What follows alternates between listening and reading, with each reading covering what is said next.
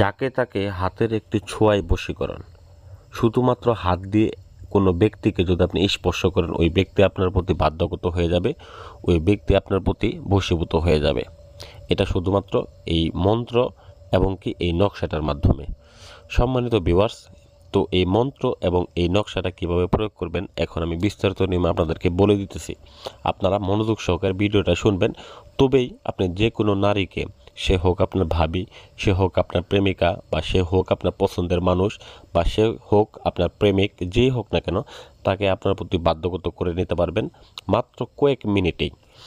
তো প্রথমত আমি বলে নেই, এই যে কাজটা সম্পর্কে আমি বলতেছি, এই কাজটার উপর আপনার পূর্ণাঙ্গরূপে একটা ঈমান আনতে হবে, একটা বিশ্বাস রাখতে হবে যে না, এই বিদ্যাটার মাধ্যমে আমার কাজটা হবে, তবেই আপনি এই কাজটাকে করতে পারেন। আর যদি এই বিদ্যাটার উপর আপনার কোনো আস্থা ভরসা যদি আপনি না রাখতে পারেন, তবে আপনি এই বিদ্যাটা দেখবেনও না, কাজও করবেন না। কথা বুঝতে পারছেন?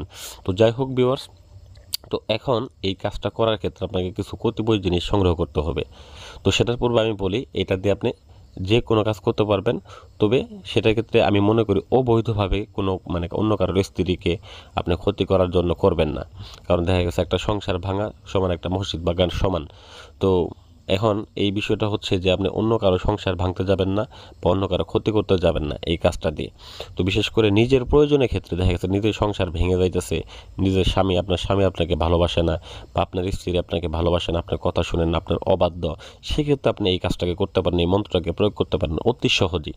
মাত্র কয়েক মিনিটে তাকে বশ করে রাখতে পারবেন। আপনার যা বলবেন তাই শুনবে, আপনার পা চাটবে। আমার ভিডিওটা যদি ভালো লাগে অবশ্যই লাইক করবেন এবং চ্যানেলটাকে সাবস্ক্রাইব করে দিতে ভুলে যাবেন না।